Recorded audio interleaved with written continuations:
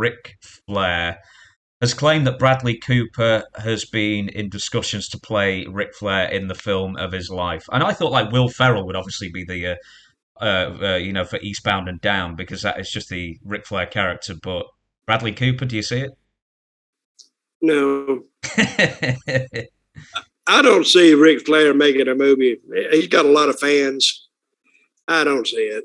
I really don't. Who gets to play Ric Flair if indeed there is a movie of Flair's life? I've never heard of it.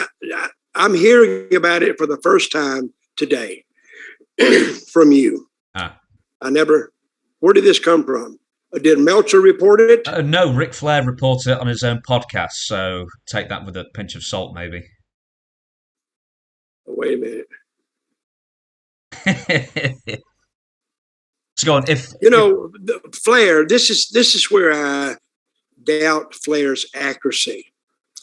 Flair said for years and years and years, he was in Puerto Rico the night that Bruiser Brody was killed. And he put that out for years and years. He even told Brody's wife that, I think, one time. But he wasn't there. He was 1,500 miles away, probably in Japan, but he was not there. And I don't know why he would say that, because that's easily checked, because he wasn't there. But he put it out for years. He doesn't say it anymore because it's been what they call debunked. It's been thoroughly debunked now because he wasn't there, but I don't even know why he said that.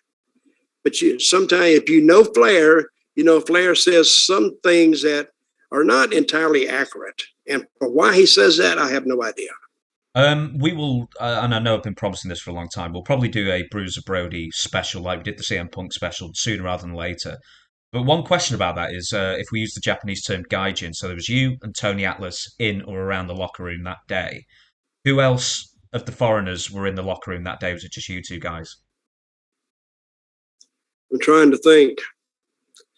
Samuel Vega, I remember he's there, but he's Puerto Rican, so he lives there. Miguel Perez, of course, Joe Vica, Carlos, and others, Mark and Chris. They were in there. And I think all the rest of them were just Puerto Rican, and Brody and the Invader. That was in there. So, yeah, in my book, I write almost a minute by minute account of what happened. But one of the things I noticed that night is walking in that dressing room, I felt a feeling of dread, D-R-E-A-D, dread, like something's not right. Because I've always been able to feel tension, always. So I sat down over there in the corner, and if we do a Bruiser Brody, an in-depth look at it, I'll explain it.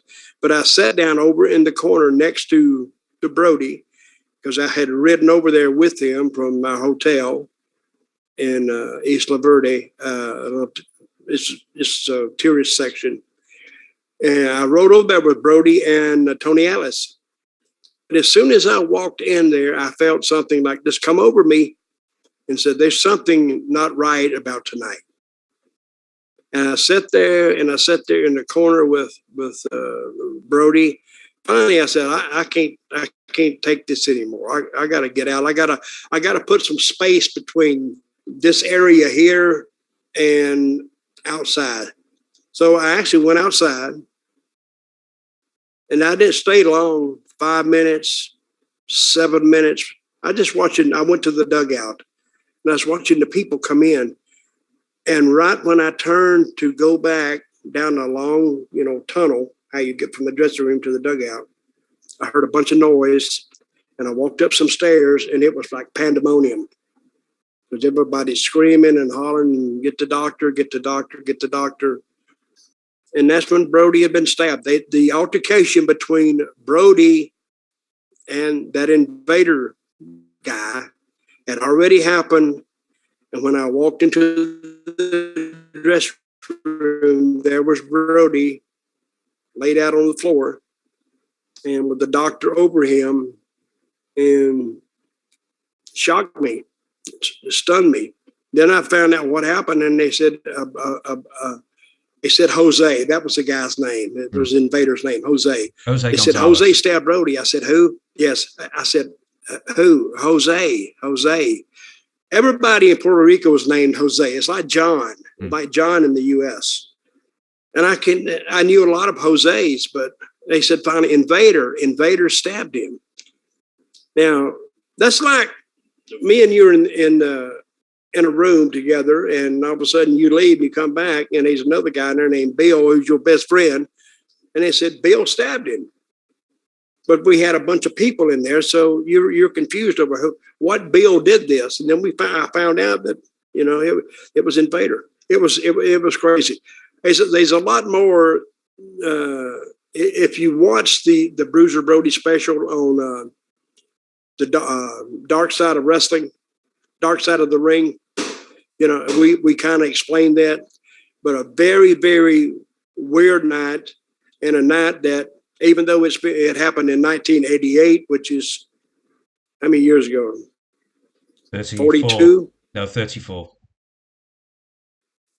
Anyway, I will never forget that, ever. And I still talk to Brody's wife.